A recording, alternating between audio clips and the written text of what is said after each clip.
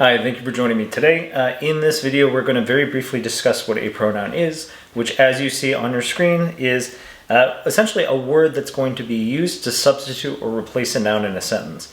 We often, when I say we, I mean native English speakers, often use pronouns to avoid what's called a redundancy issue, so that if you're writing several sentences discussing a particular idea or a concept that happens to have a referential name, rather than repeating that name throughout the entirety of your sentences, you can refer back to whatever that thing may be, whether it's an object, an individual, location, whatever, again, without having to repeat that name, using a pronoun so that you can maintain a continuity of ideas or thinking or thought, whatever, again, without that constant repetition, which is very taxing to someone listening and also for someone reading. So, beyond that, the fact that pronouns do, in fact, substitute official names, which are often referred to as proper nouns. They can also act as subjects, indirect objects, oops, I have it right here, indirect objects, direct objects, so things immediately impacted by a verb. Also, they could be objects of a preposition, right? You could be on, and so on and so forth. On, under, in, below, beside, near, ahead. Prepositions, again, take forms of time and also location, but that's another lesson. Again, we're really just focused on pronouns. A few examples that you may have heard of are pronouns that refer to men, masculine pronouns like he or him. You've got feminine pronouns like she or her. And of course, you can also do possessive forms like his or hers and things of that nature. And also there's collective pronouns like they, them, and so on. There's lots of different forms or lots of different variations of pronouns that you can use. But for now, we're going to go ahead and jump into a few exercises to help us not only identify pronouns, but which noun they're associated with. So let's go ahead and take a look.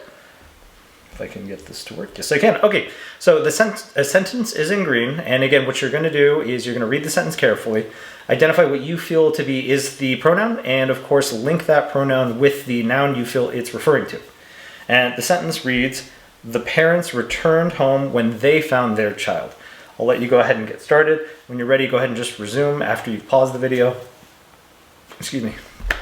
Oops. But, dropping all my stuff. Perfect.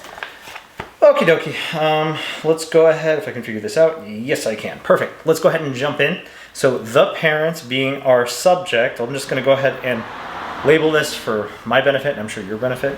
So the parents, well, what did they do? They returned. That's going to be our verb. Home is where they returned. That would be the object of the verb. When they found their child. Well, we know that they found their child, so there's another verb. Child is going to be the object of what was found. Okay, well, so far, what's going on? Oh, here we are. We have they. Well, what is they talking about? Are we talking about the child? No, we're talking about the subject, which is the parents here. So they refers to the parents. In this case, they is going to be a collective pronoun. We're dealing with more than one person. We're talking about two parents. And again, it's being used to refer back to the parents. All right, let's go ahead and look at the next example. Hopefully these images are not copyrighted. All right, the sentence reads, "Men find plants where they least expect them." Again, men find plants where they least expect them. Go ahead and pause the video, find the pronoun, and then link it, after you found the pronoun, with what you believe it's associated with. Okay, here we have men, which is our subject. What are they doing? They're finding, so that's our verb. What are they finding? Plants, so that's going to be the object. Where they least expect them. Well, who's they? Who is they referring to? Oops. Oh, gosh. I'm sorry, guys. They refers to the men. And for those familiar, men is the plural form of man. It's an irregular word. Man singular, men plural. So they is also a plural collective pronoun. They refers to men. Very good. I'll go ahead and write that in my sloppiest handwriting. Is going to be our pronoun. And our third and final task is, sentence. The ball lies where you left it. Now here we have an object pronoun, so be mindful of that. Okay, so the ball, which is our subject. What's the ball doing? It lies. Even though it's just laying there, it's technically an action, so it's a verb. Which I guess, where you left it. So it, in this case, is going to be the object of the verb, right? That's what's lying there.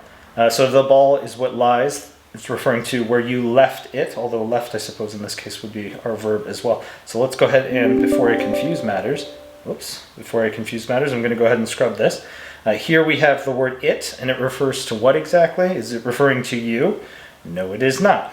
It is saying that you left it. Well, what is it? The ball. So it here is going to be an object pronoun.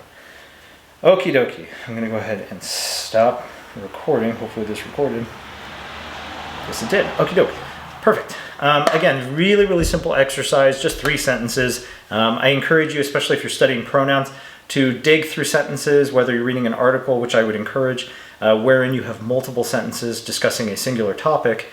And if there's a person being referenced, try to find which pronouns are being used to reference that individual. And in some cases, they aren't always referencing that individual. It's very much contextually based. But anyway, if you found this helpful, I would appreciate a like. And if you also enjoy this kind of content, please subscribe. I would appreciate it. But beyond that, I look forward to seeing you in the next one. All right, bye.